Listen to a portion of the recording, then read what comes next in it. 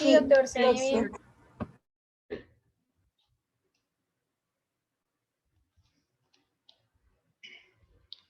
bien. Vamos a hablar sobre la enfermedad benigna del esófago. Vamos a hacer un pequeño recordatorio de la parte anatómica, cómo es la estructura del esófago, las características que tiene para que podamos entender las diferentes patologías benignas con las cuales el esófago adolece en el transcurso de la vida. Primero, pues vamos a recordar que el esófago es una estructura que tiene una característica que es una estructura muscular, tubular, y es la única estructura anatómica que tiene el recorrido de 3 cavidades, es decir, atraviesa cuello, tórax y el abdomen. Se considera que empieza a nivel de la 6ª vértebra cervical y finaliza a nivel de la 11ª vértebra torácica. ¿Cuáles son los parámetros de topografía externa que podemos relacionar en ese sentido?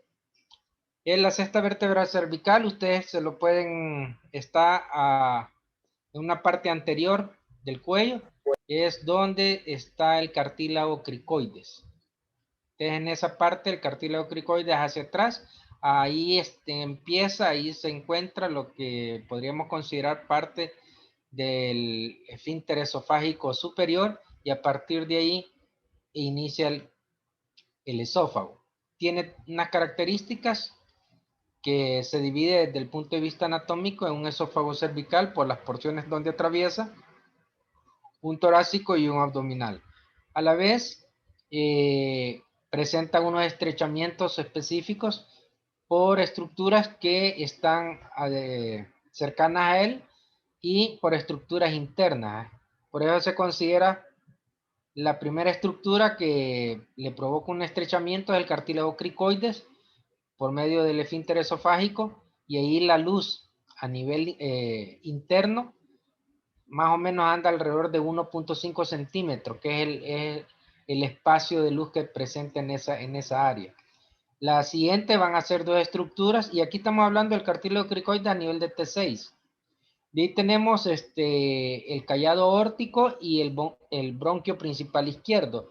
El callado aórtico, como pasa, y eso le hace una compresión lateral que más o menos se da a nivel de T4, y más o menos el espacio viene siendo de la luz, lo reduce a 1.6 centímetros, y el bronquio principal izquierdo que se da a nivel de T6, cuando atraviesa el bronquio, el esófago, eso le deprime, y igual hace esa misma muesca de 1.6.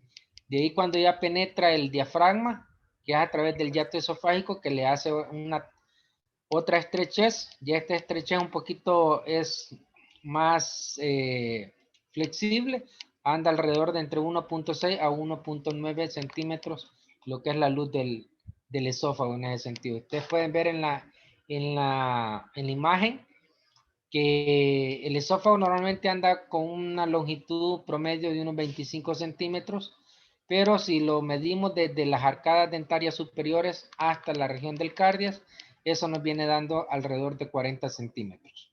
¿No? Ese es el promedio de la longitud que pueda tener, que nosotros esperamos una persona promedio tener esa distancia desde las arcadas superiores, es decir, desde los dientes hasta la región del cardias. La característica que podamos observar, y aquí deben de tener claridad, es en el sentido que es el esófago viene siendo una continuidad de una estructura anatómica llamada la faringe, que es la que está posterior. Acuérdense que a veces cometemos los errores y confundimos faringe con laringe. La faringe es la que es parte del tracto gastrointestinal, por lo cual le da la continuidad del esófago.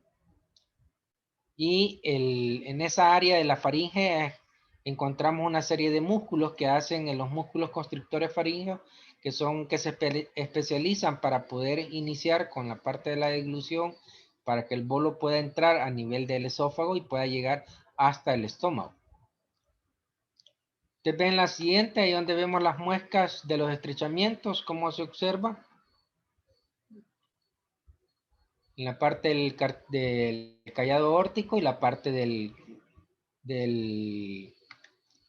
el bronquio principal izquierdo. Y acá pues el hiato esofágico. Entonces podemos tener la parte del esófago cervical, que viene siendo desde 6 hasta T1 y T2, de T2 hasta más o menos a T9, T10, que viene siendo el torácico, y el del T10 prácticamente a T11 viene siendo el esófago abdominal. Son trayectos cortos que se presentan. Otra de las cuestiones, terminología que se ocupa a nivel esofágico, es que lo podemos, anatómicamente les había mencionado, la clasificación o la distribución cervical, torácico y abdominal y la parte funcional. La parte funcional nos va a determinar, uno, que lo separamos entre el esfínter esofágico superior, el cuerpo del esófago, que es toda la estructura tubular, y al final termina en un esfínter esofágico inferior. Estos tres elementos son los que componen prácticamente la fisiología, que podríamos hablar de la fisiología esofágica, la cual su función principal es transportar el bolo alimenticio que entra pues, de la cavidad oral para llevarlo a depositar a la cavidad gástrica. Desde el punto de vista quirúrgico, podemos dividir el esófago cervical en un esófago proximal y un esófago cervical distal o torácico. Esto lo podemos dividir de acuerdo al posterior, al cruce que hace el bronquio principal izquierdo, que nos permite tener esa subdivisión para que podamos comprender en forma adecuada. Esta es la parte donde podemos ver la irrigación que presenta el esófago. Parte es de las ramas de la arteria tiroidea en la parte superior, es decir, a nivel del esófago cervical, por las ramas a nivel de las que provienen de las arterias frénicas y de la parte de la aorta, que principalmente van adosadas a nivel de la región del esófago. Y en la parte inferior, es decir, del esófago abdominal, es irrigado a través de la arteria gástrica izquierda y de las frénicas, que es la que dan en esta zona. Y en la parte venosa, pues vienen por las venas tiroideas. Aquí cambia las venas de los ácidos y hemiácidos, que son las que dan ese drenaje. Y en la parte inferior con la coronaria izquierda, que van a desembocar en la parte de la vena porta y esta a la vena mesentérica superior. La distribución a nivel del tejido ganglionar, iniciamos con la cadena ganglionar cervical, donde están los ganglios a nivel de las yugulares. De ahí viene a nivel del mediastino, a través de toda la cadena ganglionar a nivel paraesofágico, parabronquial, va bajando hasta llegar a la parte del esófago, y ahí se correlaciona con los ganglios a nivel de la gástrica izquierda, que es a nivel del cardias, que son de los que tienen principalmente áreas de drenaje en esa zona para la parte de los linfáticos. Ya hablando de la anatomía, específicamente la estructura es similar al tracto gastrointestinal, con una sola diferencia, que todo el tracto gastrointestinal está revestido de una serosa. En cambio el esófago no tiene serosa, sino que es una adventicia, la que es parte de tejido conectivo, es la que está como la parte externa principalmente. Esa es una de las debilidades, podríamos llamar así, del esófago, porque la serosa es una protección que tiene todo el tracto gastrointestinal, de lo cual el esófago carece. Y esa es la parte externa, lo podríamos llamar del esófago. Y posterior a la adventicia ya tenemos dos componentes, aquí lo podemos ver. de la adventicia, y ahí tenemos la parte muscular, la capa muscular propiamente del esófago, que está compuesta por dos estructuras, una capa muscular externa, que es una capa longitudinal, y una capa muscular interna, que esta es circular. Entre estas dos capas hay una serie de plexos, el plexo de Auerbach, que es el que se activa para poder percibir sensaciones de presión en este sentido, porque eso es lo que activa a nivel de la fisiología, la activación de la parte sincitial que hace la actividad del peristalsis a nivel de la musculatura lisa. Después de la muscular pasamos a la submucosa, que esta es un área de rico tejido conectivo, en la cual aquí van y atraviesan todos los vasos sanguíneos, tanto la parte arterial, parte venosa, parte linfática y parte de los nervios. Van en el componente de la submucosa, como vemos acá. Y de ahí nos queda la mucosa, que recuérdense que la mucosa es igual en el resto del tracto, que va compuesta por el epitelio, por una lámina propia y una muscularis mucosa propiamente dicha, que corresponde exclusivamente a la mucosa. Y esta muscularis mucosa es la parte interna de la mucosa propiamente, es puro tejido muscular liso.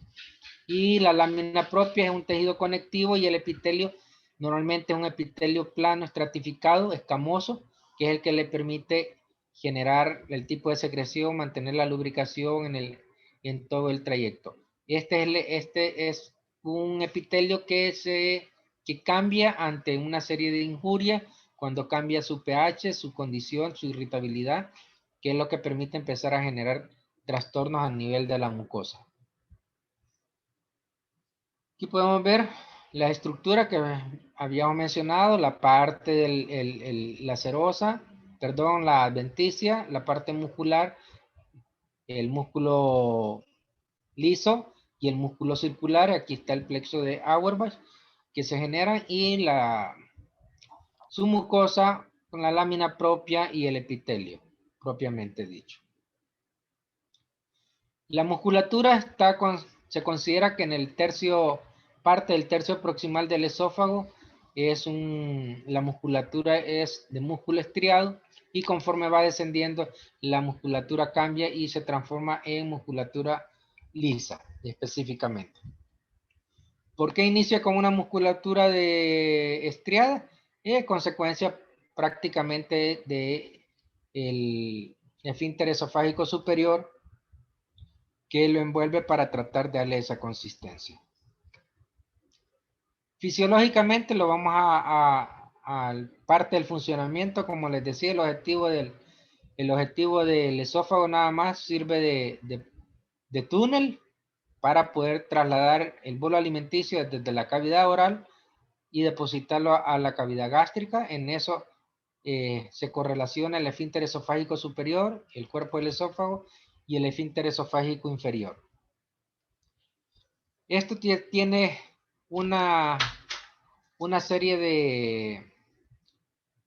de condiciones para que se active de una forma coordinada, para que pueda abrirse, porque cada uno de los esfínteres en estado de reposo se mantiene cerrado. Entonces tiene que haber una coordinación para que el esfínter pueda abrirse, permitir el paso del bolo alimenticio y posteriormente cerrarse, para evitar que no se den procesos de reflujo tanto en la parte superior como en la parte inferior, y a la vez generar condiciones que permitan que ese tono del esfínter sea de forma adecuada, porque si hay tonos hipertónicos, entonces eso nos genera una serie de patologías que lo vamos a ver más adelante. ¿Con qué comienza todo esto? Es con el efecto de la deglución, es decir, el acto que nosotros lo vemos con una gran normalidad cuando comemos o tragamos. Es todo un proceso complejo que se genera, y para que esto se genere, toda la estructura de la cavidad oral y de la y de la faringe, de la nasofaringe, de la hipofaringe, así como de la laringe, tiene que estar coordinada para evitar que esto genere un problema, ya sea a nivel del tracto respiratorio o a nivel de la zona de la nasofaringe.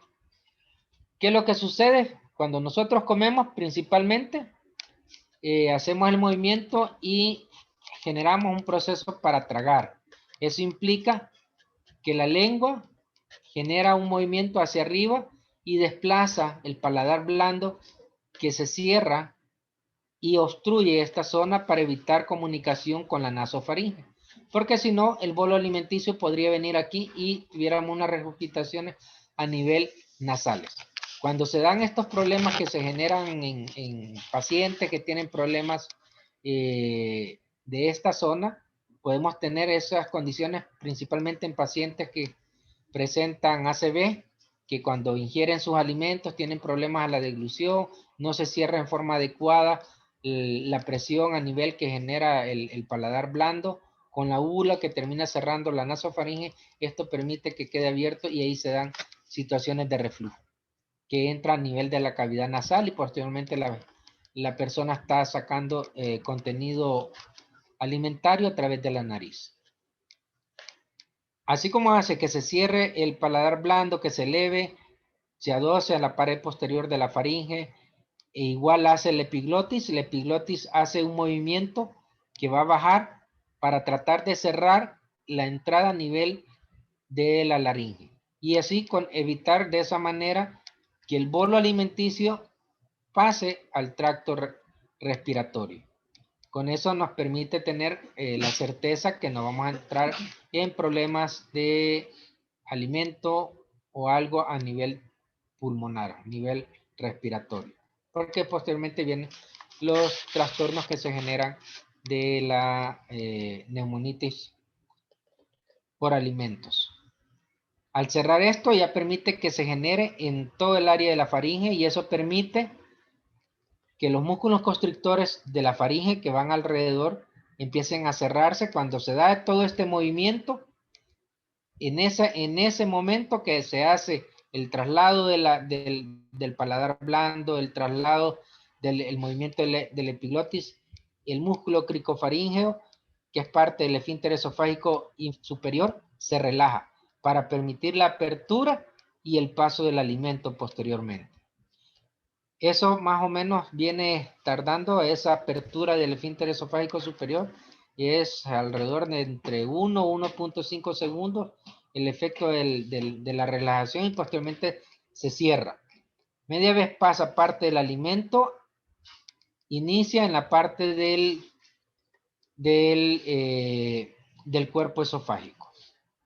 Entonces por eso es que se considera la parte de la deglución está considerada en 3 etapas. Lo que vemos cuando ingerimos el alimento, el componente oral, que todos los movimientos que les mencioné, cuando llega el movimiento, el bolo alimenticio, después de haber sido masticado, a nivel de la faringe, que es la segunda etapa, y la tercera etapa cuando ya está el bolo a nivel del esófago.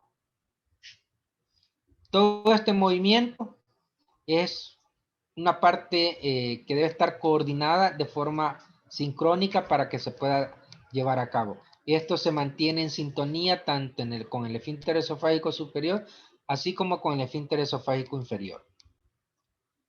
Cuando entra el bolo alimenticio a nivel esofágico, es decir, ya estamos en el cuerpo del esófago, empieza la parte peristáltica. La parte peristáltica se considera que vamos a tener ondas de tipo primario, ondas de tipo secundario y ondas de tipo terciario peristálticas. Las ondas de tipo primario, es decir, son ondas que inician, la característica que inicia posterior a la deglución, porque es cuando ya el bolo alimenticio está dentro del esófago y empieza a tratar de hacer la movilización, ya sea por gravedad y por efecto de la parte muscular longitudinal y circular de las capas musculares del esófago. Es una onda, se caracteriza por ser una onda propulsiva y progresiva, tiene una velocidad de 2 a 4 centímetros por segundo que permite el desplazamiento del esófago, del bolo alimenticio, y más o menos en 9 segundos el bolo alimenticio está llegando a nivel del esfínter esofágico inferior, y cuando ya llega ahí se tiene que abrir el esfínter para permitir el paso. Esa es la principal característica de esta onda primaria. Deben de tener en consideración que se da posterior a la deglución y que es propulsiva y progresiva. La onda secundaria, esta no tiene que ver con una actividad de la deglución, es independientemente de la deglución.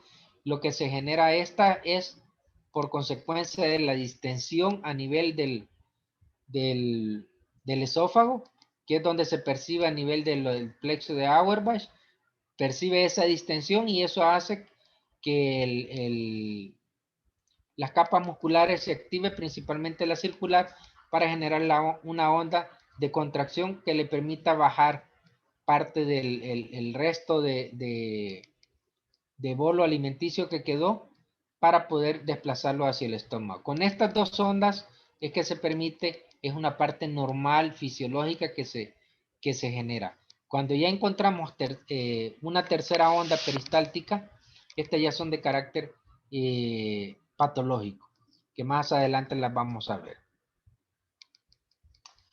Estas son parte del estudio que se realiza a nivel esofágico, que se tienen que medir todas estas, la funcionalidad, la fisiología del esfínter esofágico superior, como el esfínter esofágico inferior, así como del cuerpo, para tener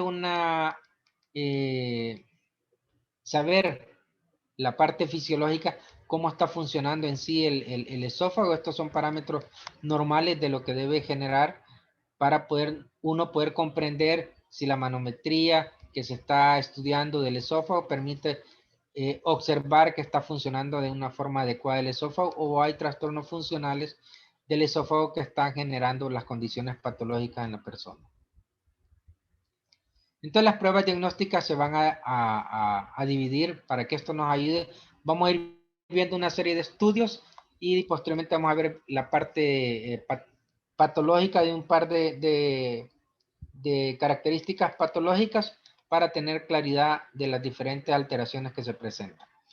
Vamos a tener, primero pues las pruebas diagnósticas van a ser para detectar anomalías estructurales. En este caso nos vamos a auxiliar por la radiología, y aquí tenemos un esofagograma donde el paciente se le da material de contraste, principalmente bario. Se le dice hace un trago de bario, donde el paciente toma el bario, lo deglute. Desde ese momento empieza a través del estudio fluoroscópico, empieza a mostrarse el tránsito, cómo va haciendo el paso del bario, que es un material radioopaco, y eso es lo que nos permite ir evidenciando cómo es la estructura anatómica del esófago en ese sentido. Y nos va viendo cómo se va desplazando el líquido dentro del esófago. La otra condición que se genera es las endoscopías, es decir, una esofagoscopía que nos permite visualizar la estructura interna del esófago, de la parte de la mucosa, cómo está la mucosa, y si hay alteraciones anormales en ese sentido, podemos encontrar pequeños orificios en las partes laterales o posteriores del esófago, que eso nos van a condicionar a situaciones que pueden ser divertículos, de diferente etiología, dependiendo de la localización de ese divertículo que pueda estar generando. Y la otra, pues, que podemos tener las características de ver cómo está la mucosa, qué tan irritada, qué tan afectada está, qué tan flexible, qué tan distensible es, o genera anillos constrictores que nos van condicionando a observar que la mucosa, el tracto, va cambiando, y eso nos va generando una serie de anormalidades, y por eso posteriormente vienen los estudios de biopsia para ver cuál es la característica del epitelio en esa zona, si ha cambiado a un epitelio estratificado, un epitelio de que es el escamoso, nos ha variado a un epitelio cilíndrico, que por alteraciones del pH en esas zonas.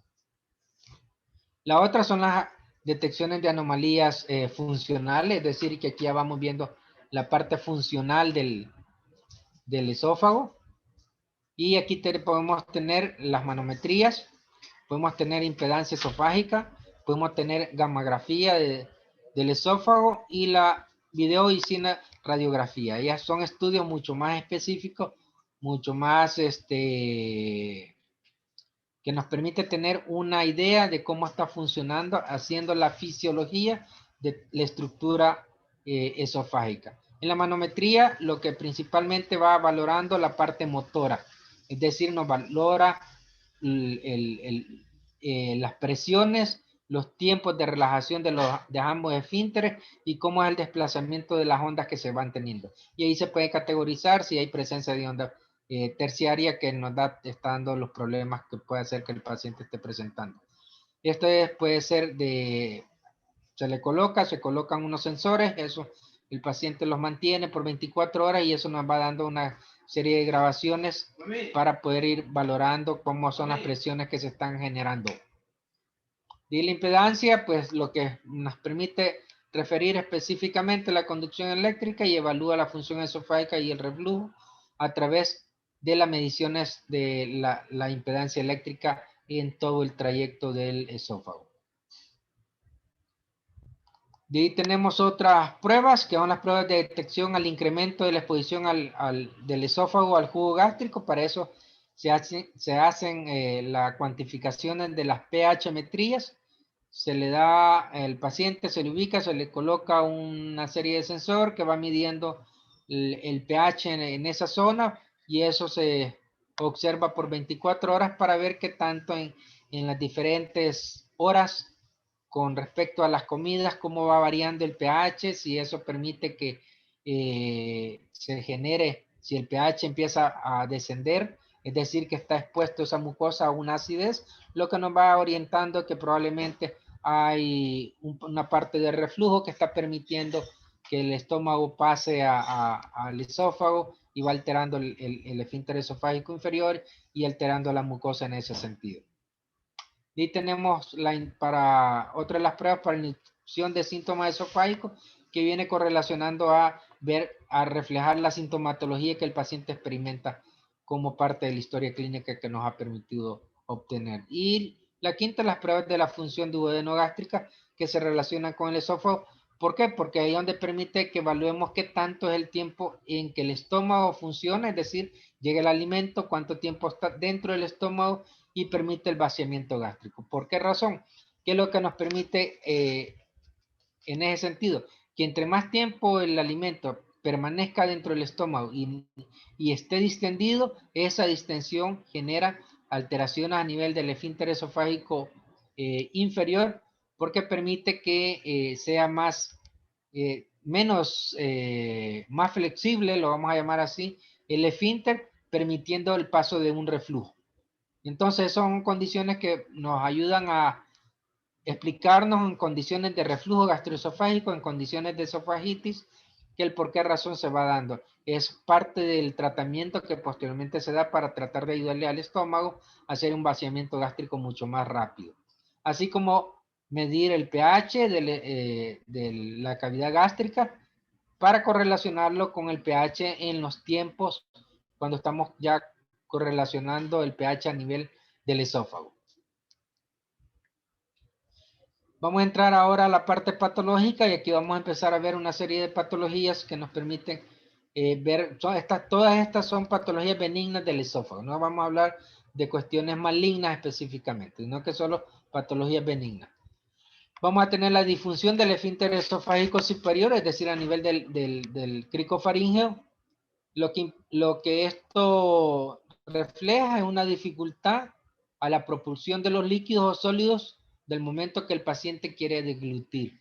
Siente que le cuesta, se siente que le genera dolor, una sensación que le ha quedado trabado algo dentro de la garganta y puede generarle dolores, un saliveo constante, genitalismo excesivo, generar ronquera e incluso una pérdida de peso. ¿Por qué? Porque el paciente no quiere comer, porque le genera esa sensación de disfagia, de dolor al momento de querer estar comiendo. Entonces, prefiere disminuir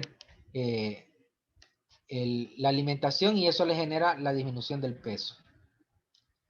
¿Qué es lo que tenemos que hacer? Pues valorar primero, ver cómo está la estructura anatómica, si hay anormalidades, qué es lo que pasa. Para eso se hace un esofagograma a través del trago de bario, o medimos también cuál es la presión del esfínter esofágico superior, cuánto es el tiempo de relajación que se presenta, y podemos hacer una endoscopía en ese sentido para ver si hay alteraciones a nivel, si vemos orificios laterales que nos puedan referir a alguna otra anormalidad que se genera, porque aquí estamos viendo una alteración del esfínter esofágico superior, es decir, que me va a generar un aumento de la contracción, se mantiene contraído con mayor presión, lo que genera las dificultades de la relajación.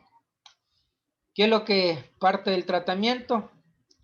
Dilataciones esofágicas, si es que se permite, o si es que cuando nos toca ir a hacer una incisión a nivel cervical, es decir, hacemos un abordaje cervical en la parte lateral del esófago y hacemos una incisión en la parte muscular estriada para permitir que se relaje el músculo cricofaríngeo.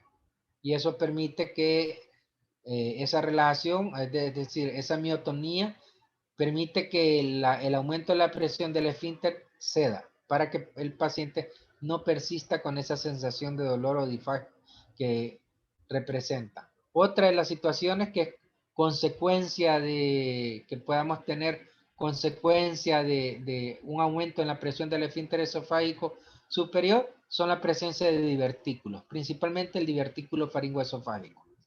Es decir, por el hecho de mantener una presión en esa zona, las paredes laterales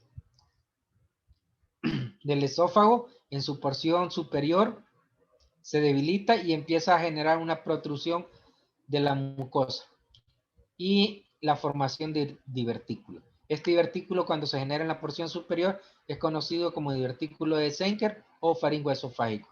Pero también podemos tener no solo en esa zona, se pueden haber divertículos a nivel parabronquial y igualmente a nivel epifrénico que están correlacionados con el esfínter esofágico inferior. Vemos los divertículos que parte son protrusiones saculares de la pared.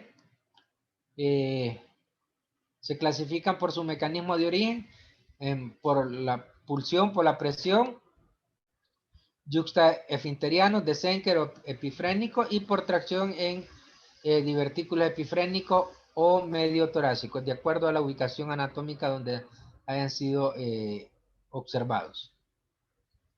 Vamos a hablar un poquito del de Zenker, que es de los de mayor frecuencia, se da en personas de 30 a 50 años.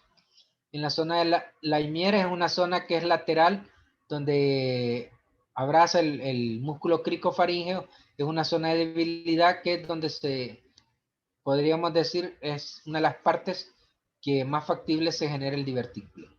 El tamaño puede ser un esbozo, conforme el trastorno va evolucionando, el divertículo cada vez va progresando, haciéndose cada vez más grande.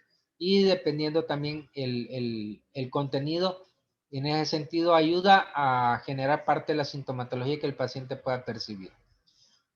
Entonces, la parte de la sintomatología que percibe el paciente es el dolor a la disfagia por el aumento de la presión cuando comen, la sensación de regurgitación, una sensación de obstrucción, una tos y una litosis, principalmente por el divertículo, por restos que quedan dentro del propio divertículo, y eso genera un mal olor en ese sentido. Aquí observamos parte de la fisiopatología, que es la parte de relajación. Ustedes pueden ver en esta zona, la zona de la mier, donde principalmente es la parte más débil de la zona y donde permite la protrusión del divertículo de Zenker, y es donde se genera. Si esto ya se presenta, pues la parte del manejo que vamos a hacer de tipo quirúrgico, es decir, la extirpación del divertículo. Aquí tenemos parte del diagnóstico, utilizamos el esofagograma, la manometría, y unos consideran no adecuado la parte de la endoscopía. ¿Por qué razón? porque se puede entrar, la persona pueda no ser muy diestra en este sentido y puede confundir la entrada del divertículo como una zona que es la continuidad del tracto, entrar y perforar el divertículo. Por eso hay quienes no recomiendan hacer una endoscopía para un divertículo de Schenker o faringoesofágico. Tratamiento, la diverticulopexia, lo que se genera, es decir, hacen si quieren ser menos conservadoras, hacen una cirugía y agarran el divertículo que cae hacia la parte distal o caudal y lo levantan y lo dejan acá, en esta zona, pexiado, es decir, lo anclan a esta zona. Eso significa que ya la estructura no va a contener ningún tipo de, valga la redundancia, de contenido de alimento. En esta zona no va a haber un peso que le permita ir aumentando en tamaño. Lo dejan acá y eso permite que no les dé problema. Sin embargo, si no manejamos el aumento de la presión como parte de la fisiopatología, la consideración el paciente siempre va a mantener el problema de la disfagia cervical que presenta. La otra es la diverticulectomía o la miotomía del cricofaringeo. La diverticulectomía es decir, agarrar el divertículo, hacer un abordaje lateral del cuello, llegar del lado izquierdo, llegar al cuello y extirpar completamente. Aquí tenemos. Hacemos una incisión lateral del cuello sobre el músculo esternocleidomastoideo a nivel del borde anterior. Retraemos las estructuras, encontramos el esófago en la parte lateral y encontramos acá el divertículo. Entonces lo vamos seccionando y lo extirpamos y hacemos el cierre de esa zona. Esa es la parte de la extirpación del divertículo de Schenker. En la diverticulectomía. ¿Qué complicaciones pueda tener? Pues por el tiempo en que se presenta y quienes lo correlacionan con un carcinoma en la porción superior del esófago. Por el aumento de las presiones que esto genera en ese sentido. Por el cierre que implica el extirpar el divertículo, hacer el cierre del tracto gastrointestinal, es decir, del trayecto de la zona que se abrió del esófago. Como recuerden que esta no tiene serosa, tiene mayor probabilidades de no generar un adecuado cierre de la estructura y por eso se acompañan de fístulas en ese sentido. Úlceras pépticas por reflujo, porque podemos llegar a dañar, si estamos haciendo parte del procedimiento, dañar las coordinaciones entre ambos esfínteres, lo que permite alteración del esfínter esofágico inferior y eso nos condiciona a cuestiones de úlcera. Bronquitis, porque normalmente, o absceso pulmonar o sangrado, esto se presenta porque ya hay un deterioro en la parte funcional de la deglución, no se cierra en forma adecuada, el epilotis no hace un cierre hermético de la zona y eso nos genera este tipo de condiciones. El epifrénico es ya una zona a nivel del esfínter esofágico inferior, en la parte distal del esófago. Normalmente está localizado arriba del diafragma y están relacionados con alteraciones de la motilidad en el 70% de los casos por alteraciones de la motilidad esofágica. Pueden ser asintomáticos y ya nada más encontrar el hallazgo radiológico por un esofagograma o al momento de hacer una endoscopía ven un orificio lateral y eso es parte de la sospecha diagnóstica que se presenta. Puede tener una esofagitis en ese sentido también. Por eso que el diagnóstico lo hacemos con un esofagograma a través de un trago de varios y la endoscopía. E incluso la manometría porque nos estamos a empezar a pensar cuál fue la etiología que le dio el motivo o circunstancia que produjo que se creara este divertículo. Aquí podemos ver una muestra de un estudio de un esofagograma donde podemos ver acá hay un divertículo. Normalmente esto debería venir acá, una línea recta del esófago. Ustedes observan que no es recta y hay una protrusión en esta zona. Entonces ahí tenemos un divertículo en la parte media del esófago y aquí que donde tenemos el estómago, aquí es donde está ya el parte del yate esofágico, usted se encuentra en esta zona el esfínter esofágico inferior y aquí la presencia de un divertículo, que es lo que mencionamos, que están asociados a alteraciones del esfínter esofágico inferior, los divertículos epiferénicos.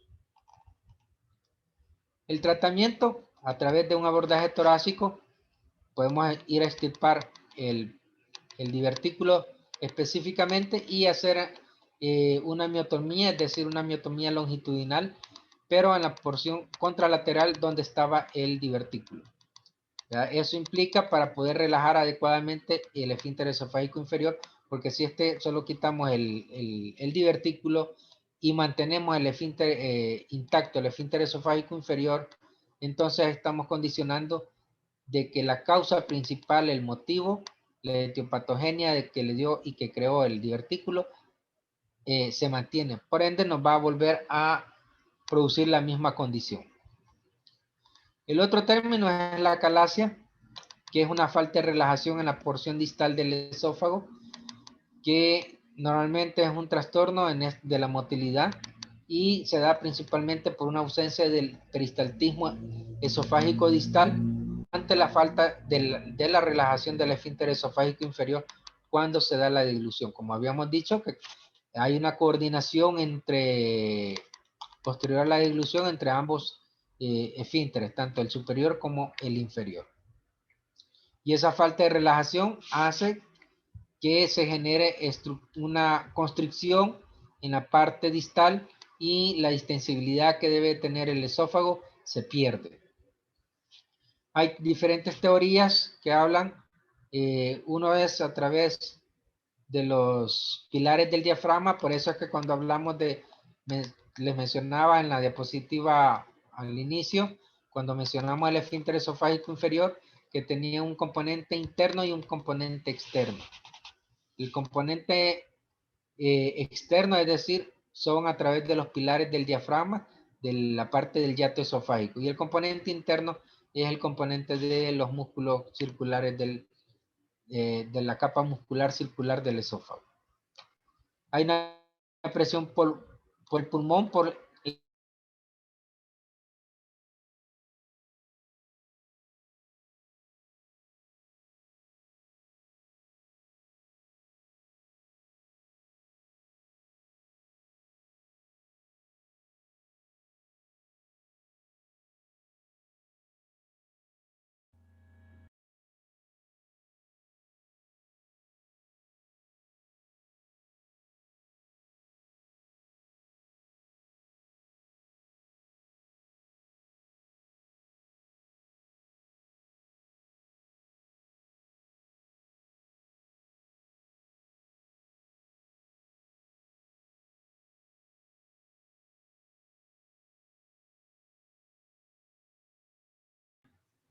de la patogenia de la acalasia. Vea que esa destrucción a nivel de las células T por autoinmunidad, es decir, el mismo linfocito empieza a destruir la parte mientérica de la estructura y eso nos permite generar un tracto gastrointestinal agangliónico, lo que nos genera la distensión y no hay capacidad de poder de mantener el esófago en condiciones normales, sino que se distiende en la porción torácica del esófago. Y esto puede ser, pues se considera principalmente por la autoinmunidad o una degeneración a nivel de las neuronas primarias y se ha considerado y se les ha hecho parte también como de los eventos que pueden generarse por agentes infecciosos neurotróficos para el caso del Chagas, la enfermedad de Chagas o del virus de la varicela zoster, que son dos patologías que se pueden correlacionar como causales de una acalasia. Vemos ahí parte de la destrucción del plexo de Auerbach, que es lo que lo genera principalmente. La incidencia pues viene siendo de casi 0.5, es decir, por medio cuerpo por cada 100,000 habitantes, significaría que alrededor de una persona por cada 200,000 habitantes que se presenta. ¿A qué edad? Puede ser en cualquier etapa de la vida, pero se ha observado de mayor frecuencia entre los 20 a los 40 años. No hay una predilección a nivel del sexo. Específicamente, ¿cuál es la característica de la patología en sí? Que hay una disfagia, hay una regurgitación y hay una pérdida de peso en el 90% de los casos que se presentan. Hay una sensación de pirosis, una broncoaspiración, que es la que nos va generando esta condición. Y cuando hablamos de excluir una calasia secundaria, es decir, por efectos de que hemos generado una condición quirúrgica específicamente que le ha provocado esta condición. Las formas clínicas, hay formas clínicas hipotónicas o hipertónicas, y ahí es donde se observan las diferentes características que se pueden ir presentando. En unas hay escaso dolor, en las hipertónicas el dolor es lo más importante, con la presencia de la disfagia que es paroxística. En cambio la otra es un poquito más adaptativa, el dolor va avanzando en forma paulatina por la retención de los alimentos, que la hipotónica más asociada a complicaciones pulmonares. En cambio la hipertónica no es frecuente ese tipo de complicación. Y en la hipertónica el efecto de la manometría son ondas de gran amplitud y duración. En cambio en la manometría son ondas de baja amplitud y ondas contractiles que las que se generan. El diagnóstico por una endoscopía y los criterios implica que el esfínter esofágico, vamos a encontrar un esfínter esofágico inferior hipertensivo con unas presiones mayores de 35 milímetros de mercurio y la ausencia de la relajación del esfínter esofágico posterior al efecto de la deglución. Lo que normalmente se genera cuando se da la parte de la deglución es la relajación del esfínter.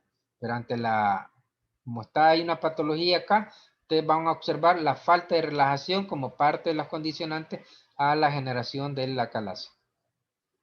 En el cuerpo del esófago que vamos a observar es aumento de la presión arriba de la presión esofágica basal y una evacuación incompleta del aire. Las contracciones van a ser simultáneas sin una evidencia de la peristalsis, porque recuerden que habíamos hablado que hay una destrucción a nivel del plexo mientérico, por lo cual, de Auerbach, por lo cual va a evitar que la peristalsis se dé y nos genera mayor distensibilidad del esófago. Y aquí pueden ver, este es un estudio de Bari donde vamos a encontrar la característica en un ensanchamiento del mediastino. Específicamente vamos a encontrar esta estructura que es lo que le llama en pico de pájaro, una imagen en pico de pájaro. Este es el estómago. Esta estructura, ustedes ven una estrechez que se genera en todo esto y la dilatación que genera a nivel del tórax, del esófago torácico, donde está por la destrucción ganglionar a nivel de la parte mientérica que se destruye, permitiendo en cierta medida unas zonas aganglionares que permite que el tono de la parte muscular se pierda y por eso se da la distensión en ese sentido. Son características que vamos a encontrar a nivel de una imagen. La otra, presencia de aire líquido a mitad del esófago, es decir, que vamos a encontrar niveles hidroaéreos en esas zonas, que no es normal encontrarlos. La otra es un gammagrama para observar el vaciamiento gástrico. Lo que van midiendo es el deterioro de la propulsión.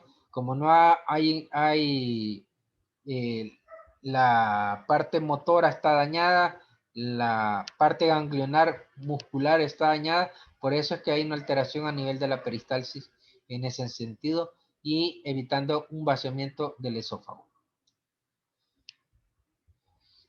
¿Se relaciona la calasia con un cáncer de esófago? Sí, en un 5%. A nivel distal, en la porción distal, donde ustedes observaron el pico de pájaro, por la falta la falta de relajación, eso permite que se cambie la mucosa, condicionando a nivel de la mucosa la alteración para llevarnos a una condición de un CA esofágico. Pero para que esto se dé, el paciente presenta esa condición de una calasia, van a pasar alrededor de unos 20 años para estarlo correlacionando con un CA de esófago. Tratamiento puede ser farmacoterapéutico, que permita relajar, si es factible todavía, hacer una relajación de la parte estructural del esófago, o hacerlo a través de presión, a través de dilatadores, como que están introduciendo haciendo una endoscopía, se introducen unos dilatadores esofágicos que se van haciendo sesiones en forma paulatina, permitiendo que la estrechez vaya cediendo y abriendo un poquito la relajación, y la otra es la miotomía quirúrgica que se genera. ¿Qué es lo que vamos a observar? Dependiendo de la manometría, cuando tenemos presiones del esfínter esofágico inferior menores a 10 milímetros, entonces aquí ya vamos a tener un indicador a largo plazo para que nos permita hacer la parte del tratamiento. Y si tenemos una retención de menos del 20% a los 20 minutos en la gammagrafía, eso nos permite que vamos a tener una respuesta a largo plazo en ese sentido. ¿Cuáles son los medicamentos que vamos a utilizar? Principalmente los relajantes del músculo liso, a la cabeza los nitritos y los bloqueadores de calcio. Es como que estuviéramos tratando a un paciente como que fuera hipertenso, pero no se lo estamos dando por la hipertensión, sino que para tratar de relajar el músculo liso, y en este caso vamos a tener, podemos indicarle al paciente nifedipina o verapamil sublingual, y ahí vamos a ir observando poco a poco la relajación que se pueda estar presentando en estos pacientes. También podemos utilizarlo cuando el paciente, pues, consideramos de tipo quirúrgico, le hacemos un procedimiento de la miotomía y le ayudamos con los relajantes de músculo liso también. O aquellos pacientes que ya no se le puede hacer un tratamiento quirúrgico, pues nada más lo hacemos con esta farmacoterapia. Aquí me lo mencionaba, los dilatadores, y podemos tener dilatadores de globo con alta adaptabilidad o de baja adaptabilidad, dependiendo de la característica del dilatador. Eso nos permite ser un poco más rígido o menos rígido el tipo de adaptador que vamos a ir utilizando. Y ahí se va haciendo, hacen sesiones para ir colocando, se va insuflando cuando ya estamos en la zona de la estrechez. Esa adaptabilidad se va distendiendo, permitiendo que vayamos logrando aumentar la presión para que vaya cediendo la falta de relajación en ese trayecto, y más o menos se dura alrededor de 20 a 5 minutos en un promedio de 3, manteniendo esa presión en esa zona para que ceda poco a poco. Normalmente no se trata de hacer más de 2 dilataciones por sesiones, y lo más que podemos dilatar en ese sentido es llegar a obtener un diámetro de 3 centímetros. Si nosotros nos pasamos de esa zona, eso implica tener un dilatador no mayor a 90 frames de medida, porque si nosotros lo hacemos mayor, pues tenemos la posibilidad de hacer una ruptura del esófago. Normalmente este tratamiento, ya con un año de tratamiento, se espera obtener alrededor de un 65% de una disminución de la presión en el esfínter esofágico inferior. Ya con esto podemos darnos como satisfechos por parte del tratamiento que se ha generado. Cada vez que se hace una dilatación esofágica es necesario, pues, monitorear al paciente por el hecho de que podemos haber hecho una perforación a nivel del esófago, no darnos cuenta y no lo podemos mandar en forma inmediata a la casa. Tenemos que detectar, el paciente puede presentar algún tipo de sintomatología, y lo ideal es detectarla en las primeras 6 horas postquirúrgico. Podemos tener hemorragias, hematomas, perforaciones que les menciono, ¿ya? Y la otra es que no se permite estar haciendo dilataciones cuando tenemos hernias del hiato o divertículo epifrénico, porque podemos equivocarnos e ir a zonas donde no es la parte interna del esófago, sino que podemos entrar al divertículo, podemos ubicarnos parte en la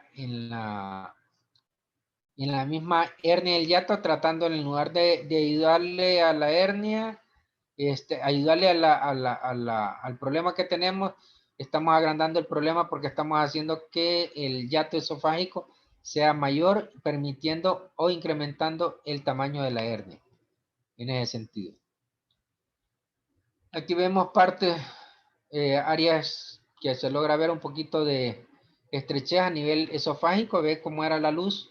Aquí en la parte de una luz de un divertículo, esta es la luz, y estas son estrecheces que se van formando en ese sentido. Indicaciones de mala respuesta en pacientes menores de 40 años o cuando los síntomas han pasado ya más de 5 años. Otro que se pueda generar, es decir, entran, se coloca el Botox en esa zona para tratar de lograr que se relaje la parte del músculo liso, y se utilizan 20 unidades en cada cuadrante del esfínter esofágico inferior específicamente. La problema es que es alta la incidencia de tratamientos que no son adecuados, alrededor de un 33%, es decir, que de 3 pacientes, 2 van a ser efectivos, a 1 no va a ser efectivo en ese sentido. Características: que es menos invasiva, la facilidad de la administración y los efectos secundarios son mínimos. Por último, el tratamiento quirúrgico, que es la miotomía de Heller, es decir, que es una incisión a nivel de las paredes longitudinales del músculo, permitiendo la relajación del esfínter esofágico. Pero cuando se hace una miotomía, siempre esta debe ir acompañada de procedimientos antirreflujo. Y los procedimientos antirreflujo son las funduplicaturas que se generan alrededor del esófago, para tratar de evitar que se generen, no vamos a condicionar un problema de una hernia del hiato, y con la fundiplicatura lo que generamos es tratar de mantener fijo la parte del esófago abdominal, manteniendo en el área abdominal.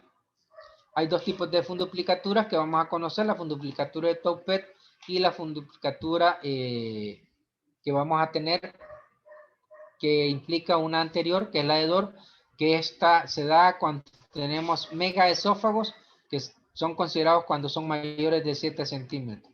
Y la funduplicatura principalmente abarcan nada más una parte anterior, es decir, son 180 grados, solo es ya sea anterior o ya sea posterior. No es una funduplicatura que logra abarcar y abraza totalmente el esófago, tal como se observa en la siguiente funduplicatura de las condiciones cuando hay un reflujo gastroesofágico. Acá pues va a depender el tipo de abordaje que queramos, ya sea una funduplicatura, ya sea lo podemos hacer vía abdominal o vía torácico, dependiendo las condiciones que se quiera establecer, ya sea con un tratamiento convencional, una cirugía convencional, o a través de una cirugía laparoscópica, la que se pueden hacer. Cualquiera de las modalidades son adecuadas. Se considera características para hacer la miotomía de Heller es que el paciente sea joven, que los síntomas recurrentes después de inyectar haya logrado una falla, tengamos problemas con dilatadores, y que el paciente pues de entrada elija este tipo de procedimiento. Esta es una foto donde observan la parte lateral del esófago, y aquí estamos haciendo la miotomía, es decir, que vamos seccionando la capa longitudinal del esófago, la capa longitudinal muscular, sin entrar a la luz del esófago. Eso es bien importante. No se entra a la luz del esófago. Si nosotros, al hacer esta incisión a nivel de la capa muscular, perforamos el esófago, entonces estamos haciendo una complicación del mismo procedimiento. Por toracoscopía. Ahí pueden ir observando. Debemos de tener cuidado cuando vemos el nervio vago, separarlo para no lesionarlos.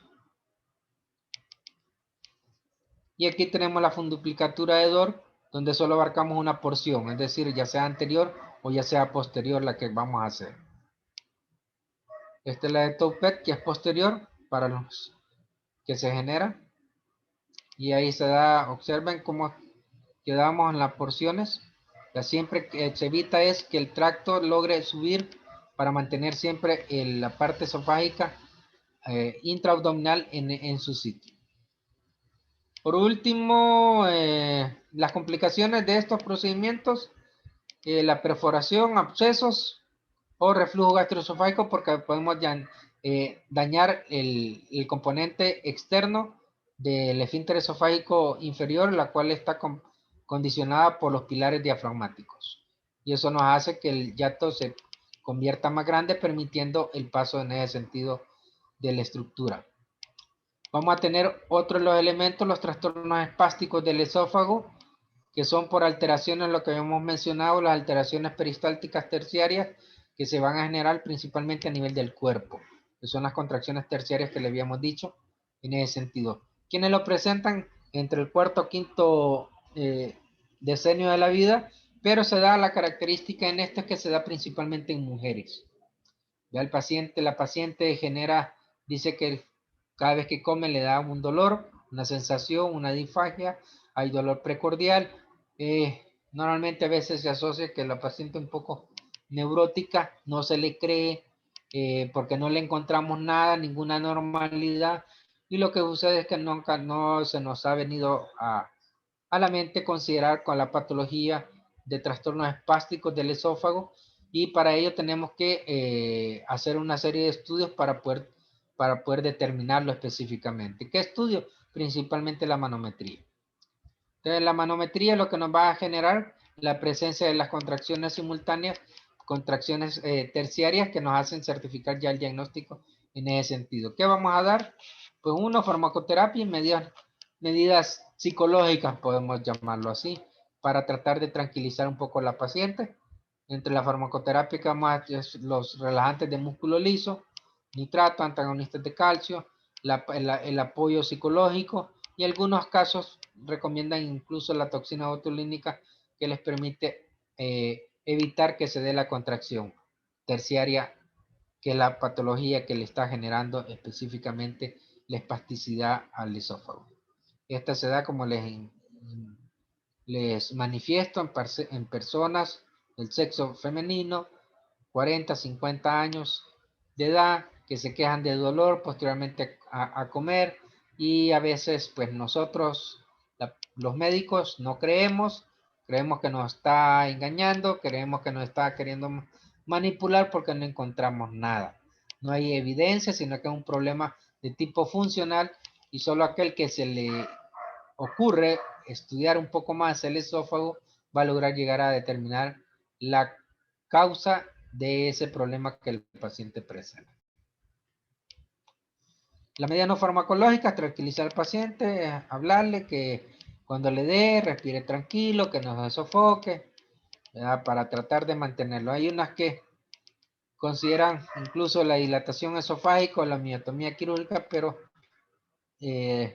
genera más problemas y no hay un área específica donde eso vaya a producir un adecuado manejo en ese sentido, por las alteraciones que se presentan.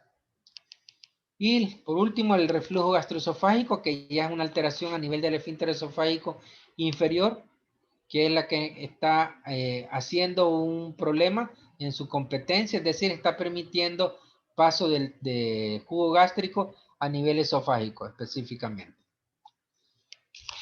La característica del esfínter esofágico es análogo al píloro, es un engrosamiento específicamente del componente de muscular circular de la estructura del esófago, y que lo acompaña específicamente con las dos bandas que abraza el paso del esófago a través del diafragma, a través del hiato esofágico, que son las dos abrazaderas que lo mantienen, y eso tratan de mantenerlo en forma estable el esfínter.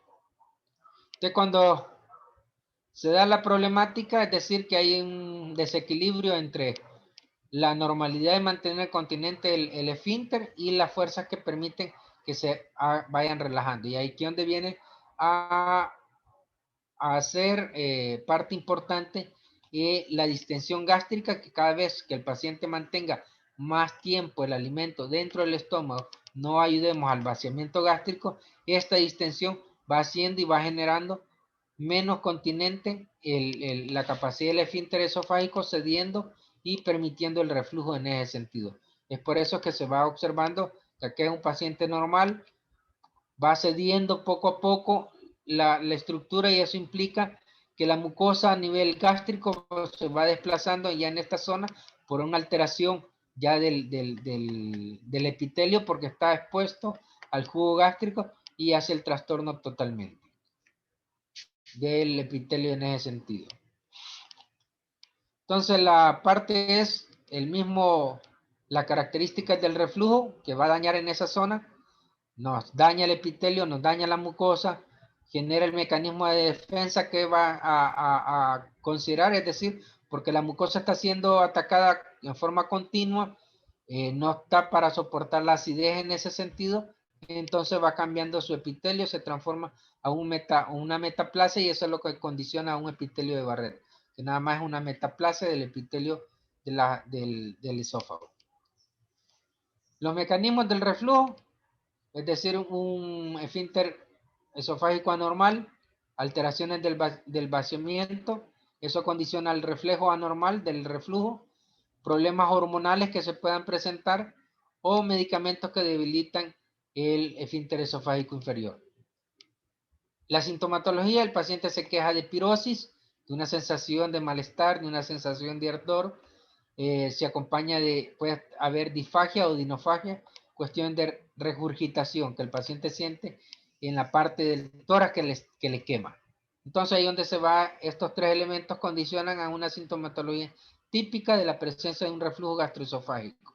Pero vamos a encontrar signos atípicos, sintomatología atípica que debemos de mantener siempre en mente para pensar en el diagnóstico por el tipo de patología que el paciente presente. Entonces ahí donde vamos a observar aquellos pacientes que puedan presentar aspiraciones pulmonares, dolor retroesternal intenso, un asma pulmonar, ronquera crónica, sensación de ahogamiento, una tos crónica. Principalmente la tos, donde el paciente anda de médico en médico por todos lados hasta que a alguien se le ocurrió investigar y que lo vayan y que el paciente lo están, como tiene todos, lo mandan por todos lados y nunca llega a la persona que debe manejar esto. Que en caso, el problema no es un problema pulmonar, no es un problema de otorrino, sino que es un problema del tracto gastrointestinal. Entonces debería ser derivado al especialista en ese sentido.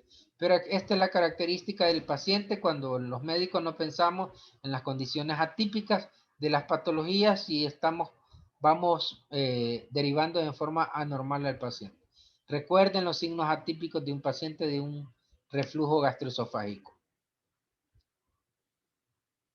Y eso es lo importante en la entrevista en el paciente para que podamos tener en mente la sintomatología y ahí posteriormente le vamos a mandar para ver ya el diagnóstico.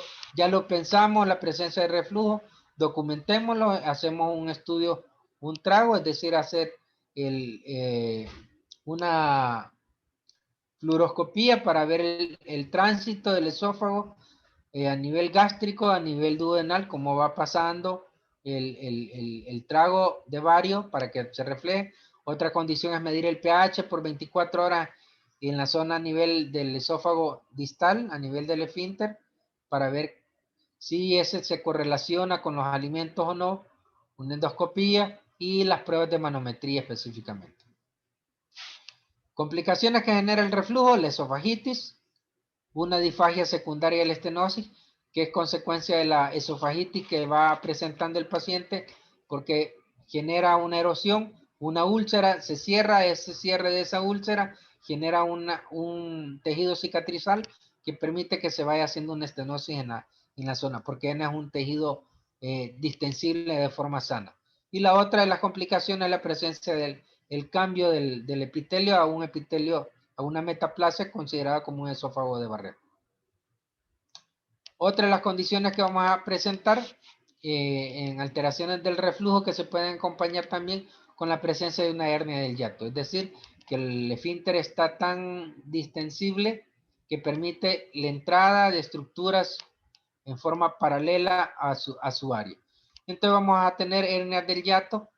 ¿Por qué? Porque hay una distensibilidad del hiato esofágico y va a permitir el paso de estructuras en esa zona. Entonces podemos clasificarla como hernias del hiato de acuerdo al contenido y a la distensión, a la capacidad que tiene de ser continente esa estructura de forma funcional. Y vamos a tener hernias del hiato tipo 1, donde solo va a permitir un deslizamiento, es decir, hay un movimiento que sube y baja el esófago con una parte del estómago, o vamos a tener hernias del hiato de tipo 2, donde vamos a tener un condicionamiento que va a entrar a nivel paraesofágico, que se va acompañando parte del estómago, o tipo 3, que van a ser ya sea paraesofágica o por deslizamiento, que son consideradas las de tipo mixto.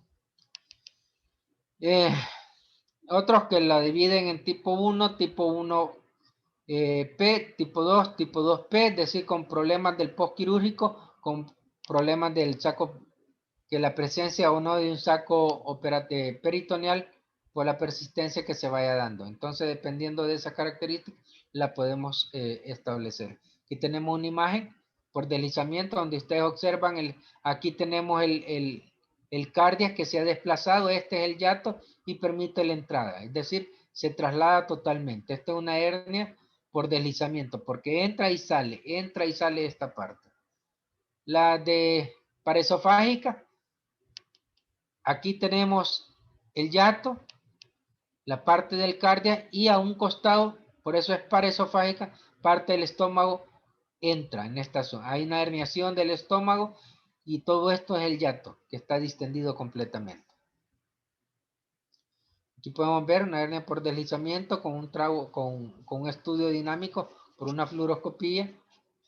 Y esto también se va a acompañar por las alteraciones que presente, que habíamos visto de las complicaciones de la esofagitis, que vamos a ver a nivel endoscópico también. Vamos a ver la presencia de la esofagitis y existe una clasificación que se llama la clasificación de Belsing, en la cual nos establece por diferentes grados el daño que se observa a nivel de la mucosa. Vamos a encontrar un grado 1 cuando es un enrojecimiento nada más de la mucosa. Cuando encontramos ya úlceras superficiales más el enrojecimiento, el grado 2, cuando ya tenemos áreas de fibrosis, grado 3, y cuando hay estrecheces, ya es un grado 4. Aquí debemos dar varias imágenes de las diferentes alteraciones. ¿Qué vamos a hacer? El objetivo terapéutico, eliminar los signos, mejorar la capacidad de la mucosa lesionada, es decir, tratar de ayudarle a la mucosa y evitar las complicaciones. Modificar parte es el tipo de tratamiento que vamos a dar, la parte modificación del estilo de vida en el paciente, principalmente en la dieta, horarios de comida, empezar a monitorear que debe comer a las horas específicas.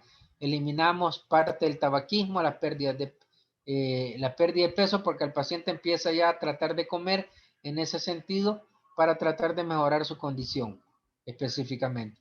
Le habilitamos como las características, cómo debe dormir, cómo debe tener específicamente la cama, porque debe tener un apoyo a nivel cefálico en la cama, debe estar inclinada para evitar que en la noche, pues parte de como vamos a tener un esfínter esofágico inferior incompetente, el jugo gástrico de la noche se puede desplazar como un reflujo y esto nos condiciona parte del esofagitis. Medicamentos, inhibidores de la bomba de protones, ahí vamos a tener omeprazol, pantoprazol, pero principalmente aquí utilizamos el esomeprazol en dosis cuando tenemos presencia de una esofagitis. Los bloqueadores H2, procinéticos y antiácidos, los procinéticos para ayudarle al vaciamiento gástrico específicamente. Los dos elementos principales vamos a tener de manejo, los inhibidores de la bomba de protones y los procinéticos específicamente. Tratamiento quirúrgico cuando ya, a pesar de todo el tratamiento médico que hemos generado, el paciente persiste con la sintomatología y si se acompaña de una hernia del hiato, esta pues definitivamente se convierte en quirúrgico para tratar de lograr mejorar esas condiciones. De ahí viene la parte del tratamiento quirúrgico que va a ser la parte de reflujo y ahí viene la funduplicatura. Y aquí pues la principal es hacer una funduplicatura que abarque a 360 grados, es decir, que abrace totalmente el esófago. Y ahí vamos a tener la funduplicatura de Nissen, de Toupet o de Dior, pero en estos casos la principal y la más indicada de la funduplicatura es la de Nissen. Y esta nada más implica abarcar con la misma pared del estómago, abarca totalmente el esófago, la parte distal, más o menos 2 centímetros, hace que uno lo abrace el esófago y con eso evita que se genere que esté subiendo y bajando por deslizamiento del esófago, la parte del cardio. Aquí vemos donde vamos tratando de traccionar, asciende, y esta es la parte que donde les digo, aquí en forma esquemática, el mismo estómago se envuelve alrededor de la parte del esófago, en la porción distal, en la porción esofágica abdominal, y lo agarra, lo envuelve a 360 grados. Esto debe tener una distancia de 2 centímetros, que es lo que nosotros estamos observando acá, en esta zona. Esa es la funduplicatura de Nissen que se establece. Posteriormente, pues los cuidados de la dieta, la actividad que todo paciente debería tener. Alteraciones en esto que podemos provocar principalmente neumotoras al momento de estar haciendo la disección a nivel del hiato. Debemos de tener, podemos perforar la pleura parietal y entrar a nivel de la cavidad pleural y producir el neumotora. Debemos de tener consciente de esa situación y estar monitoreando las capacidades pulmonares del esófago, del pulmón, que no tenga problemas de neumotórax. Podemos perforar el fondo gástrico y o generar una extensión gástrica intensa porque hemos dejado demasiado estrecho esa zona. Normalmente debemos de permitir el paso de una sonda de 60 frames para que permita tener un adecuado paso en ese sentido. Y en otras, pues lo que se establece es que en lo que se está operando, se colocan sensores para ver la presión que dejamos en esa zona, para evitar que nos vaya a dar problemas de este tipo de la distensión. Esa sería la última. ¿Tienen preguntas? ¿Ya se fueron? Y me dejaron hablando solo. No, doctor, aquí estamos. No va. Okay. No, doctor, no hay preguntas. Solamente, doctor, comentarle que el día de mañana hay un grupo, es bastante grande, del grupo de cirugía, que tiene comunitaria de 1 a 3. Ok, entonces si no la podemos dar a las 11, yo les digo la hora, qué hora podemos, si la podemos reprogramar para la tarde, porque tengo yo una actividad y dependiendo Bueno, de eso, si la puedo llevar a cabo. Si no la llevo, les digo, nos vemos, ponemos la fecha, pero si no puedo diferir eso, pues entonces lo dejamos para el viernes. perfecto, doctor, muchas ¿De gracias. acuerdo? Bueno, ok. Gracias, doctor. Gracias, doctor. Buenas noches. Buenas noches. Cuídense. Doctor, buenas noches. Buenas noches.